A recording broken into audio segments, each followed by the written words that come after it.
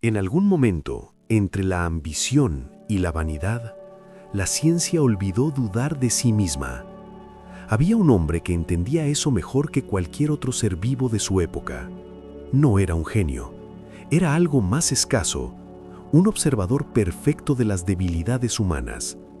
La historia que estás a punto de conocer fue documentada, archivada y después discretamente enterrada.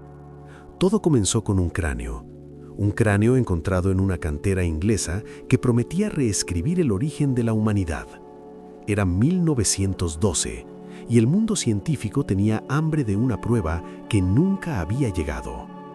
La teoría de la evolución había sido publicada hacía más de 50 años, pero el eslabón perdido entre el mono y el hombre todavía no tenía nombre ni forma. Cada nación quería ser la que encontrara esa prueba primero. Alemania había encontrado al hombre de Neandertal, Francia había encontrado al Cromañón, Inglaterra no había encontrado nada. Y entonces, en un acto que la historia jamás perdonaría, alguien decidió fabricar la prueba. Charles Dawson era un abogado y apasionado por la arqueología, exactamente el tipo de persona que los especialistas no tomaban del todo en serio. Pero Dawson había aprendido algo que tardaría décadas en ser comprendido, que la ciencia cree lo que quiere creer. En 1908, Dawson llegó al río Ouse con una historia simple. Unos trabajadores habían encontrado fragmentos óseos en un cascajal.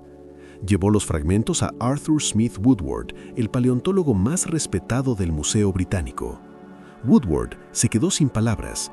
Los fragmentos presentaban características únicas, el grosor craneal de un humano moderno, combinado con la mandíbula primitiva de un primate. Era exactamente lo que la teoría necesitaba, era exactamente lo que Inglaterra esperaba. La reconstrucción del cráneo fue presentada ante la Sociedad Geológica en diciembre de 1912. El aplauso fue inmediato, la duda inexistente. El hombre de Piltdown había nacido, y con él, una de las mayores mentiras de la historia de la ciencia.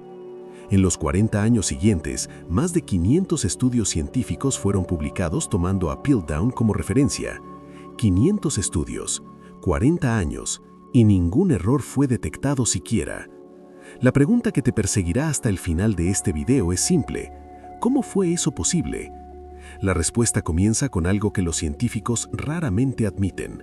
El deseo de tener razón es más fuerte que el compromiso con la verdad. Dawson había entendido que el mayor enemigo del escepticismo científico no es la ignorancia, es la esperanza. Pasó años construyendo reputación antes de ejecutar el golpe principal. Dawson había presentado descubrimientos menores a lo largo de su carrera, algunos genuinos, otros, la historia lo probaría, no tanto. Había encontrado ladrillos romanos inusuales, especies animales desconocidas, instrumentos medievales únicos. Cada descubrimiento era ligeramente extraordinario, ninguno era verificable de forma independiente. Pero nadie había unido los puntos. Dawson era respetado, Dawson era confiable, y eso era todo lo que necesitaba. El proceso de falsificación del cráneo de Piltdown fue quirúrgico en su precisión. La mandíbula era de un orangután. El cráneo era de un humano moderno. Los dientes de la mandíbula fueron limados para parecer desgastados por la masticación humana. Las piezas fueron tratadas con ácido crómico para aparentar fosilización antigua. El resultado era visualmente perfecto, perturbadoramente perfecto. Cuando Woodward examinó el material por primera vez, estaba viendo exactamente lo que quería ver. Y ese es el mecanismo más peligroso de la mente humana, la confirmación de lo que ya creemos. Otros especialistas fueron convocados, cada uno confirmó la autenticidad. Había una voz discordante, el anatomista David Waterstone, que señaló inconsistencias en la mandíbula. Waterstone fue educadamente ignorado, y el hombre de Piltdown entró en los libros de texto de todo el mundo. Generaciones de estudiantes aprendieron sobre el ancestro que nunca existió. Pero la ciencia, aun cuando duerme, eventualmente despierta. En 1949, Kenneth Oakley aplicó una técnica de datación por flúor a los fragmentos de Piltdown. El resultado llegó como un golpe silencioso en el estómago de la paleontología mundial. El flúor indicaba que los fragmentos tenían como máximo algunos miles de años, no medio millón. Pero aún así, la comunidad científica resistió a la conclusión más obvia. Admitir el fraude significaba admitir 40 años de complicidad inconsciente. Fue necesario esperar 3 años más para que la verdad fuera hecha pública de forma oficial. En 1953, Joseph Wiener, Kenneth Oakley y Wilfred LeGros Clark publicaron el análisis definitivo. La mandíbula era de un orangután con menos de 50 años de antigüedad. Los dientes habían sido limados a mano. Las piezas habían sido teñidas con bicromato de potasio. Piltdown era un fraude completo, deliberado y extraordinariamente bien ejecutado. El mundo lo supo, y entonces llegó la pregunta que aún no tiene respuesta definitiva. ¿Quién hizo esto? Dawson había muerto en 1916, llevándose consigo Pero Piltdown ocupaba todo el espacio narrativo disponible. La ironía definitiva es que Sudáfrica, que había dado al mundo la clave real del origen humano, fue ignorada mientras Inglaterra celebraba una cantera con fragmentos falsos. Cuando Piltdown fue desenmascarado, los trabajos de Dart fueron inmediatamente reevaluados, y estaban en lo correcto. Pero Dart había esperado 30 años para ser tomado en serio. 30 años de ciencia desperdiciada porque un fraude había capturado toda la atención disponible. Esto nos lleva a la pregunta más contemporánea y más incómoda de esta historia. ¿Qué está ocurriendo ahora que el equivalente moderno de Piltdown todavía no ha sido desenmascarado? No es una pregunta hipotética. La historia de la ciencia está repleta de casos similares.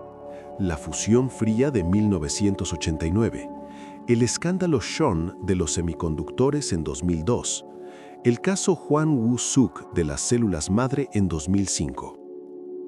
En todos esos casos, el patrón fue idéntico.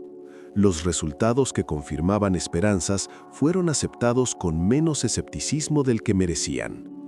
Y en todos los casos, había voces discordantes que fueron ignoradas o silenciadas. La lección de Piltdown no es que la ciencia puede ser engañada, es que las condiciones para el engaño son permanentes. La presión por los descubrimientos, la competencia por los recursos, el prestigio atribuido a la novedad, esos factores no desaparecieron, fueron amplificados. Y el Internet, que debería haber facilitado la verificación, también hizo que la propagación del error fuera más rápida. Pero hay algo que Piltdown nos dio que antes no existía: un vocabulario para el fracaso epistémico colectivo. Hoy enseñamos a Piltdown como ejemplo de lo que puede salir mal cuando el deseo reemplaza el método. Y Dawson, que murió antes de ser desenmascarado, se convirtió en el símbolo de algo que la ciencia raramente nombra directamente: el oportunista que entendió el sistema mejor que sus propios miembros. Hay una fotografía famosa tomada en 1913. Dawson y Woodward agachados en el sitio de excavación de Piltdown, sonrientes. Woodward dedicó el resto de su vida a la defensa de Piltdown, incluso después de jubilarse, incluso después de la muerte de Dawson, incluso cuando las dudas comenzaban a surgir. Murió en 1944 creyendo absolutamente en el hombre que lo había engañado. Y aquí está el detalle que lo cambia todo. Woodward no era ingenuo, era uno de los paleontólogos más rigurosos de su generación. El rigor no lo protegió, el rigor fue aplicado en la dirección equivocada desde el principio. Y esa es la lección más silenciosa y más devastadora de Piltdown. La competencia y el método no garantizan la verdad si la premisa inicial está contaminada. Puedes hacer todo bien y aún así estar completamente equivocado. 40 años después del escándalo, los investigadores identificaron que los fragmentos de Piltdown habían sido intencionalmente enterrados en el sitio de excavación por alguien que conocía profundamente los protocolos arqueológicos de la época. Los fragmentos habían sido colocados en posiciones que se volvían más convincentes cuanto más riguroso fuera el protocolo de excavación aplicado. El fraude había sido construido para ser más convincente para los más competentes. Eso no es un accidente, eso es genialidad perversa. Dawson había estudiado cómo trabajaban los especialistas, sabía lo que buscaban, sabía cómo su propia competencia los volvería ciegos. Había construido la mentira en las dimensiones exactas de lo que la verdad debería haber sido.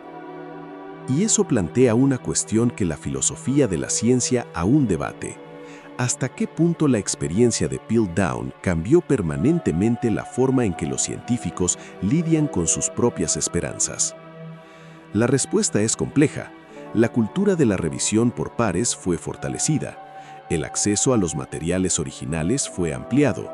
Los protocolos de verificación fueron multiplicados. Pero el deseo humano de confirmar lo que ya creemos no cambió. Y el prestigio sigue creando zonas de protección contra el escepticismo. La lección de Piltdown es permanentemente actual porque trata de algo permanentemente humano. Hay un último giro en esta historia que pocos conocen. En 2012, investigadores de la Universidad de Oxford reexaminaron fragmentos que habían permanecido intactos en los archivos del Museo de Historia Natural. Entre los fragmentos había especímenes que nunca habían sido estudiados con los métodos modernos disponibles. El análisis de ADN reveló que los dientes de hipopótamo, utilizados en el fraude, sí, había dientes de hipopótamo, tenían origen en Malta, lo que rastrea el origen de los materiales directamente hacia alguien con acceso a las colecciones del Museo Británico. Y eso abrió nuevamente la cuestión de si Dawson había actuado completamente solo o si había una red más amplia de complicidad. La investigación de 2016 confirmó a Dawson como el autor principal, pero no eliminó la posibilidad de que otros supieran y no dijeran nada. El silencio cómplice tiene una larga historia en las instituciones científicas, y hay un detalle final que sirve como epílogo perfecto para esta historia. El sitio de excavación de Piltdown en Barkham Mills, Sussex, todavía existe. Sigue ahí silencioso, sin nada que indique lo que ocurrió bajo ese suelo arcilloso. En algún punto de ese terreno están todavía quizás los fragmentos que Dawson no utilizó, el material que sobró del mayor engaño de la historia de la ciencia británica. Y en algún archivo del Museo de Historia Natural de Londres hay documentos que nunca fueron completamente abiertos al público. La historia de Piltdown termina, por lo tanto, donde termina toda gran historia, con una puerta que permanece apenas entreabierta. Lo que acabas de conocer no es solo la historia de un hombre que engañó a la ciencia, es la historia de cómo funciona el conocimiento humano, con grandeza, con método y con puntos blancos que solo el tiempo revela.